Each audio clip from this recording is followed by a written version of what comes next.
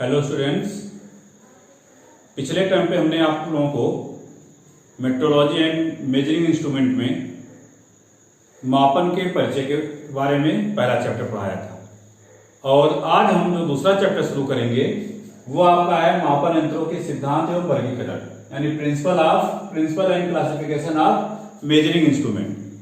तो हमें पता है कि मापनकी के अंतर्गत हम कोई भी अगर मेजरमेंट करते हैं, कोई भी वैल्यू नापते हैं, तो हम चाहते हैं कि वो वैल्यू अधिक से अधिक एक्यूरेट हो। एक्यूरेट का मतलब किसी भी मेजरमेंट का जो स्टैंडर्ड वैल्यू होता है और मेजर्ड वैल्यू जो होता है, यानी हर फिजिकल क्वांटिटी की एक स्टैंडर्ड वैल्यू होती है और दूसरी हम मेजर करके वैल्यू निकालते हैं, इसको हम एक्सपेरिमेंटल वैल्यू या मेजर्ड वैल्यू बोलते हैं। तो अगर स्टैंडर्ड वैल्यू और मेजर्ड वैल्यू में डिफरेंस बहुत कम है तो वो मेजरमेंट उतने ज्यादा एक्यूरेट होगा। और दूसरा हम ये चाहते हैं कि जो हमारा मेजरमेंट है वो प्रिसाइज हो। प्रिसाइज का मतलब अगर हम सेम रीडिंग को किसी इंस्ट्रूमेंट के हेल्प से बार बार मेजर करें तो हर बार जो रीडिंग आ रही है वो रीडिंग में डिफरेंस बहुत कम हो। रीडिंग का आपस में एक ही फिजिकल क्वांटिटी को नापने पर जो रीडिंग बार बार आ रही है उसका जो आपस में क्लोजनेस होता है, आपस में पास जो होता है, पास होना जो होता है उसी को हम प्रिसाइज बोलते हैं, प्रिसीजन बोलते हैं। इसके बाद हम ये भी चाहते हैं कि हमारा जो इंस्ट्रूमेंट है उससे जो रीडिंग आ रही है उसको आसानी से रीड किया जा सके, यानी हमारा जो इंस्ट्रूमेंट हो वो आसानी से मतलब रीडिंग जो हो रीडेबल हो, और जो हमारा इंस्ट्रूमेंट है वो सेंसिटिव भी होना चाहिए। सेंसिटिव मतलब किसी भी पर्टिकुलर फिजिकल क्वांटिटी को मेजर कर रहे हैं तो उसकी स्मॉलेस्ट से स्मॉलेस्ट वैल्यू को आसानी से वो सेंस कर ले।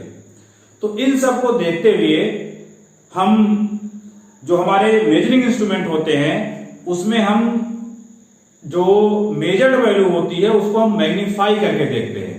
मैग्नीफाई करके इसलिए देखते हैं जिससे स्मॉलेस्ट से स्मॉलेस्ट वैल्यू को हम आसानी से रीड कर सके, आसानी से पढ़ सके। तो अलग अलग विधियों के द्वारा अलग अलग अननोन फिजिकल क्वांटिटी को नापने के लिए उपयोग किए गए विधि और उनके मैग्निफिकेशन के तौर तरीकों के बेसिस पर जो आपके मापन यंत्रों को निम्नलिखित भागों में बांटा गया है। वो आपके भाग क्या क्या है? पहला है यांत्रिक मापन यंत्र जिसको हम मैकेनिकल मेजरिंग इंस्ट्रूमेंट बोलते हैं। दूसरा आपका प्रकाशीय मापन यंत्र जिसको हम ऑप्टिकल मेजरिंग इंस्ट्रूमेंट बोलते हैं। तीसरा आपका वैद्युत मापन यंत्र है जिसको हम इलेक्ट्रिकल मेजरिंग इंस्ट्रूमेंट बोलते हैं। चौथा आपका द्रवीय मापन यंत्र है जिसको हम हाइड्रोलिक मेजरिंग इंस्ट्रूमेंट बोलते हैं। और पांचवा आपका वायवीय मापन यंत्र है जिसको हम न्यूमेटिक मेजरिंग इंस्ट्रूमेंट बोलते हैं। अब हमने जब आपका मेट्रोलॉजी स्टार्ट किया था तो उस समय बताया था कि जो आपका मेट्रोलॉजी के 5 क्वेश्चन आते हैं और हर क्वेश्चन में 3 पार्ट होता है, इसमें से 2 पार्ट को अटेंड करना होता है।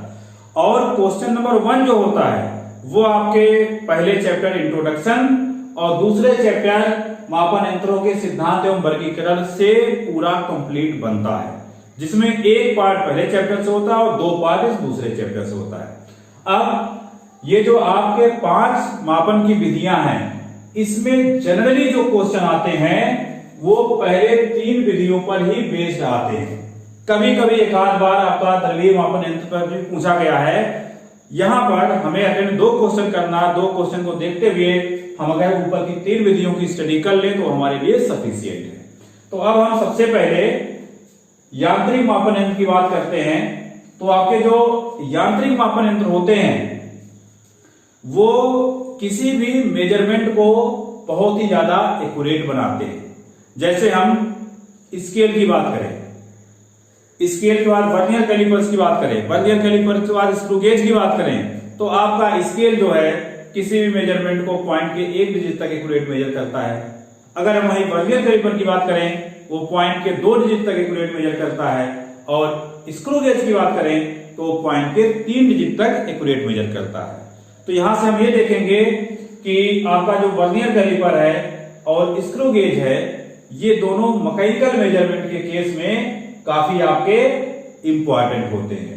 तो ये आपके जो मापन यंत्रों यांत्रिक मापन यंत्रों के सिद्धांत होते हैं उसमें जो आपके इंस्ट्रूमेंट होते हैं उनकी हेल्प से मेजरमेंट की एक्यूरेसी को हम बढ़ाते हैं। दूसरा, जो आपका मेजरमेंट होता है उसको हम मैग्नीफाई कर देते हैं। तो एक्यूरेसी और मैग्निफिकेशन के बेसिस पर जो आपके मैकेनिकल मापन यंत्र होते हैं यानी यांत्रिक मापन यंत्र होते हैं वो 5 प्रकार के होते हैं। पहला है लीवर मेथड, तोलक विधि। दूसरा आपका वर्नियर मेथड। तीसरा पेच चूड़ी एवं पेच चूड़ी नट विधि, जिसको हम screw thread and screw thread nut method बोलते हैं। चौथा आपका संयुक्त गियर विधि है, जिसको हम कंपाउंड गियर मेथड बोलते हैं। और पांचवा आपका कुंडलीदार पट्टी विधि, जिसको हम हेलिकल स्ट्रिप मेथड बोलते हैं। तो इसमें से जो क्वेश्चन आता है वो आपका वर्नियर विधि और दूसरा पेच चूड़ी एवं पेच चूड़ी नट विधि पर ही क्वेश्चन पूछा जाता है। तो हम इन दोनों में से एक एक के बारे में स्टडी करते हैं। तो सबसे पहले हम वर्नियर मेथड में आते हैं। तो वर्नियर मेथड में वर्नियर कैलिपर होता क्या है, इसमें आपका एक पतली पट्टी टाइप की होती है जिस पर स्केल बना होता है, जिसमें 1 mm के छोटे छोटे पार्ट बने होते हैं जिसको हम आसानी से रीड कर सकते हैं। तो अगर हम यहाँ पर वर्नियर कैलिपर्स के सिद्धांत की बात करें तो वर्नियर कैलिपर्स में आपके 2 स्केल होते हैं। एक आपका मेन स्केल होता है, दूसरा वर्नियर स्केल होता है। मेन स्केल जो होता है वो फिक्स होता है और वर्नियर स्केल जो होता है वो मूवेबल होता है, यानी वर्नियर स्केल मेन स्केल के ऊपर इधर उधर मूव करता है। और इसके बाद जो आपके वर्नियर स्केल पर खाने बने होते हैं वो मेन स्केल के खानों से थोड़े थोड़े छोटे होते हैं। यानी यहां पे डायग्राम से देखें तो जो आपका मेन स्केल का 9 पार्ट है वो वर्नियर स्केल के 10 पार्ट के इक्वल है। यानी मेन स्केल के जो पार्ट है थोड़े बड़े हैं और वर्नियर स्केल के पार्ट थोड़े छोटे हैं। तो अगर हम यहां पर मेन स्केल और वर्नियर स्केल के पार्टों के हिसाब से वर्नियर स्केल की हम लिस्ट काउंट निकालें तो वर्नियर स्केल की लिस्ट काउंट कैसे निकालते हैं, सबसे पहले हम ये निकालते हैं कि मेन स्केल का एक पार्ट कितने के इक्वल है और वर्नियर स्केल का एक पार्ट कितने के इक्वल है। तो अभी हमने बताया था कि जो वर्नियर कैलिपर होते हैं उसमें मेन स्केल का जो डिवीजन होता है वो 1 mm के इक्वल होता है। यानी ये जो वैल्यू है यहां से यहां तक ये आपकी मेन स्केल पर ये वैल्यू 1 mm के इक्वल है। वर्नियर स्केल पर ये वैल्यू कितनी है हमें पता नहीं है, लेकिन 1 mm से थोड़ी कम है। तो इसको हम निकालते कैसे हैं, ये जो वर्नियर स्केल का 9 डिवीजन नहीं मेन स्केल का 9 डिवीजन वर्नियर स्केल के 10 डिवीजन के इक्वल है। यानी वर्नियर स्केल का 10 division is equal to main scale का 9 डिवीजन। तो वर्नियर स्केल का 1 डिवीजन इक्वल टू हो जाएगा मेन स्केल का 9/10 डिवीजन। तो यहां से हम जो वर्नियर स्केल के एक भाग की लंबाई निकालेंगे वो 9/10 हो जाएगी, यानी ये 0.9 हो जाएगी। अब इसके बाद मेन स्केल के एक पार्ट और वर्नियर स्केल के एक पार्ट के बीच में डिफरेंस निकालेंगे तो डिफरेंस आएगा 1 - 0.9 यानी 0.1। तो ये 0.1 mm जो दोनों स्केल के 1 पार्ट के बीच में डिफरेंस आता है वही लीस्ट काउंट के इक्वल होता है, जिसको हम अल्पतमांक बोलते हैं। और अल्पतमांक होता क्या है, कोई भी मेजरिंग इंस्ट्रूमेंट जिस स्मॉलेस्ट से स्मॉलेस्ट वैल्यू को एक्यूरेटली मेजर कर सके वो स्मॉलेस्ट से स्मॉलेस्ट वैल्यू ही क्या होती है उस मेजरिंग इंस्ट्रूमेंट का अल्पतमांक यानी लीस्ट काउंट होता है। वर्नियर कैलिपर के लीस्ट काउंट को फाइंड करने का एक दूसरा फार्मूला ये भी है कि वर्नियर स्केल का least count is equal to value of 1 main scale division. यानी मेन स्केल के एक डिवीजन की वैल्यू कितनी है उसको वर्नियर स्केल के टोटल नंबर ऑफ डिवीजन से डिवाइड कर दें। यानी वर्नियर स्केल का अल्पतमांक यानी least count is equal to value of 1 main scale division upon total number of division on vernier scale. अब अगर हम ये सपोज कर लें कि मेन स्केल के एक डिवीजन की वैल्यू 1 mm है और वर्नियर स्केल पे टोटल नंबर ऑफ डिवीजन 10 है, तो उस केस में जो आपका वर्नियर कैलिपर का लीस्ट काउंट यानी LC इक्वल टू होगा 1/10 यानी 0.1 mm। ये तो तब हुआ जब वर्नियर स्केल पर टोटल नंबर ऑफ डिवीजन 10 है। कभी कभी वर्नियर स्केल पर टोटल नंबर ऑफ डिवीजन 50 दे दिए होते हैं, तो अगर वर्नियर स्केल पर total number of division 50 given है और मेन स्केल के एक पार्ट की वैल्यू 1 है, तो उस केस में लीस्ट काउंट की वैल्यू जो होगी, least count is equal to 1/50। तो उस केस में लीस्ट काउंट आएगा 0.02 mm। तो हम यहां से देख रहे हैं जनरली जो आपके वर्नियर कैलिपर होते हैं उनकी लीस्ट काउंट 0.1 mm से 0.02 mm के बीच में वेरी करती है। वो वर्नियर स्केल पर बने नंबर ऑफ डिवीजन के ऊपर डिपेंड करेगा। इसके बाद वर्नियर कैलिपर के अंदर एक त्रुटि होती है, एक एरर होती है जिसको हम जीरो एरर बोलते हैं। तो जीरो एरर होता क्या है इसको हम देखते हैं। तो अगर हम मेजरमेंट से पहले वर्नियर स्केल और मेन स्केल को एक दूसरे के कांटेक्ट में ले आए और दोनों स्केल का जीरो एक दूसरे के सीध में हो जाए, जैसे हम यहां पे दिखाए हैं, यहां पर ये मेन स्केल का जीरो है, वर्नियर स्केल का जीरो है, ये दोनों एक दूसरे के सीध में नहीं है।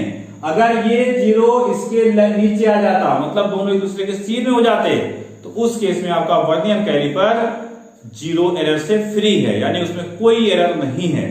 अगर दोनों को टच में लाने पर, मेजरमेंट से पहले टच में लाने पर मेन स्केल और वर्नियर स्केल के जॉज, जैसे हम यहां से देखें तो ये आपका मेन स्केल का जॉ है, ये वर्नियर स्केल का जॉ है। इस मेजरिंग बॉडी को यहां से हटाकर दोनों को एक दूसरे के कांटेक्ट में ला दें, तो उस केस में अगर दोनों का जीरो एक सीध में हो गया, मतलब ये आपका वर्नियर स्केल है, ऊपर मेन स्केल है, दोनों जीरो एक दूसरे के सीध में आ गए, तो उस केस में उस वर्नियर कैलिपर में जीरो एरर नहीं है। लेकिन अगर दोनों एक दूसरे के सीध में नहीं आते तो उस केस में जीरो एरर होता है। और जीरो एरर आपके टू टाइप का होता है, एक पॉजिटिव जीरो एरर, एक negative zero error. Zero error positive कब होगा, जीरो एरर निगेटिव कब होगा? वर्नियर स्केल और मेन स्केल के जॉ को एक दूसरे के कांटेक्ट में लाने पर यदि वर्नियर स्केल का जो जीरो, मेन स्केल का जो जीरो है वो लेफ्ट हैंड साइड में हो और वर्नियर स्केल का जीरो राइट हैंड साइड में हो। जैसे हम यहां पर अगर बात करें तो यहां पर दोनों को कांटेक्ट में लाने पर ये मेन स्केल का जीरो है, वर्नियर स्केल का जीरो है, यानी मेन स्केल का जीरो लेफ्ट में है और वर्नियर स्केल का जीरो राइट में है। तो उस केस में दोनों जीरोज के बीच में जो डिफरेंस होता है वही आपका एरर होता है और उसको हम पॉजिटिव जीरो एरर बोलते हैं। और अगर इसका ठीक उल्टा है, यानी वर्नियर स्केल का जीरो लेफ्ट हैंड साइड में है और मेन स्केल का जीरो राइट हैंड साइड में, जैसे यहां पर है, ये आपका लेफ्ट में है, राइट में है, तो ऐसे केस में जो एरर होगा उसको हम निगेटिव जीरो एरर बोलते हैं। तो यहां पर ये जो ऊपर का स्केल है मेन स्केल है और नीचे का स्केल जो है वो वर्नियर स्केल है। अब हम आ जाते हैं वर्नियर कैलिपर के डायग्राम पर। तो ये आपका एक सिंपल वर्नियर कैलिपर है जिसमें ये जो पत्ती है जिसके ऊपर ये रीडिंग लिखा हुआ है ये आपकी मेन स्केल रीडिंग होती है और ये इतना पोर्शन ये आगे पीछे मूव करता है, इसको हम वर्नियर स्केल बोलते हैं और इसकी में जो डिवीजन बने हैं ये वर्नियर स्केल रीडिंग है। इससे, इस वर्नियर स्केल की हेल्प से किसी भी ऑब्जेक्ट की हम थिकनेस मेजर करते हैं, किसी भी ऑब्जेक्ट के एक्सटर्नल डायमेंशन को मेजर करते हैं, किसी ऑब्जेक्ट के इंटरनल डायमीटर को मेजर करते हैं, किसी ऑब्जेक्ट की डेप्थ को भी मेजर करते हैं। अगर आपका एक्सटर्नल डायमीटर मेजर करना है तो हम नीचे वाले जॉज का यूज करेंगे, इंटरनल डायमीटर मेजर करना है तो ऊपर वाले जॉज का यूज करेंगे, थिकनेस मेजर करना है तो नीचे वाले जॉज का यूज करेंगे और डेप्थ की वैल्यू मेजर करनी है तो इस स्ट्रिप का यूज करते हैं। अब हमने एग्जांपल लिया, ये कोई सिंपल ऑब्जेक्ट है जिसके हमें डायमीटर को मेजर करना, एक्सटर्नल डायमीटर को। तो इसके लिए हम इस ऑब्जेक्ट को इन दोनों जॉज के बीच में फिक्स करेंगे। फिक्स करने के बाद अब हम यहां से देखते हैं ये आपके मेन स्केल रीडिंग है, इस मेन स्केल रीडिंग की वैल्यू फाइंड करते हैं। हमने एग्जांपल ले लिया है, मेन स्केल रीडिंग जो आपकी है वो 7 mm के इक्वल है, तो ये वैल्यू आपकी हो गई मेन स्केल रीडिंग 7 mm। इसके बाद हम यहां से वर्नियर स्केल रीडिंग निकालते हैं। वर्नियर स्केल रीडिंग कैसे निकालते हैं? वर्नियर स्केल रीडिंग निकालने का फार्मूला होता है, हम ये देखते हैं वर्नियर स्केल का कौन सा लाइन मेन स्केल के किसी लाइन से मैच कर रहा है, वो वैल्यू फाइंड करते हैं और उसमें लीस्ट काउंट का मल्टीप्लाई करते हैं, तो जो आएगा वो आपका वर्नियर स्केल रीडिंग आ जाएगा। जैसे हम सपोज कर ले कि यहां पर वर्नियर स्केल का 5th लाइन मेन स्केल के किसी लाइन से मैच कर रहा है, तो ये जो 5 वैल्यू आई उस 5 में लीस्ट काउंट का मल्टीप्लाई करेंगे। तो 5 इंटू वर्नियर स्केल के लीस्ट काउंट होने 0.1 सपोज कर लिया, मल्टीप्लाई कर देंगे तो आपका वर्नियर स्केल रीडिंग आ जाएगा। अब अगर आपका वर्नियर स्केल 0 एरर से फ्री है तो उस केस में किसी भी ऑब्जेक्ट का जो डायमेंशन होगा वो वर्नियर स्केल और मेन स्केल के रीडिंग के सम के इक्वल होगा। और अगर उसके अंदर 0 एरर है तो उस केस में किसी भी ऑब्जेक्ट के जो शुद्ध नापने की वैल्यू होगी वो main scale reading plus vernier scale reading minus 0 error with sign, यानी शुद्ध माप equal to main scale reading plus vernier scale reading minus 0 error with sign. अब 0 एरर को विद साइन ले रहे हैं, अगर 0 एरर पॉजिटिव है तो माइनस यहां पर एरर की वैल्यू पॉजिटिव साइन के साथ पुट करेंगे, यानी जो टोटल रीडिंग आएगी उसमें से 0 एरर माइनस हो जाएगा।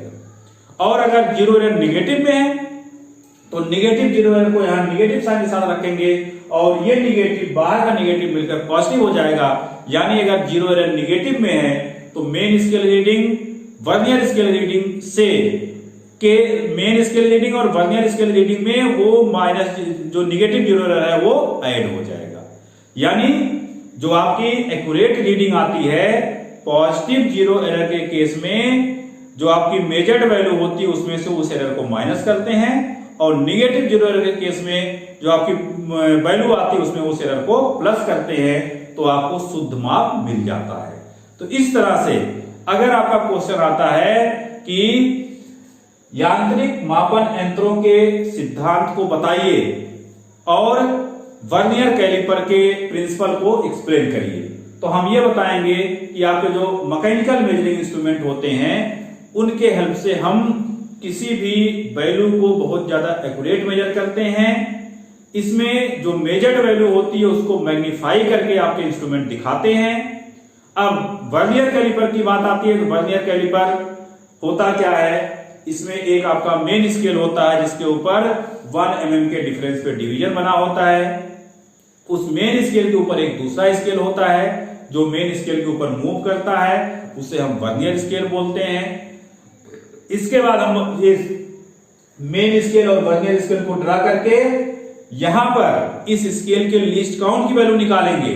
तो जो आपका वर्नियर स्केल का लीस्ट काउंट होता है वो 2 फार्मूले होते हैं। पहला फार्मूला है vernier least count of vernier scale is equal to difference between main scale 1 division value of 1 division of main scale and value of 1 division of vernier scale. मतलब मेन स्केल के एक डिवीजन की value और vernier scale के एक division की value का जो डिफरेंस होता है वो लीस्ट काउंट होता है।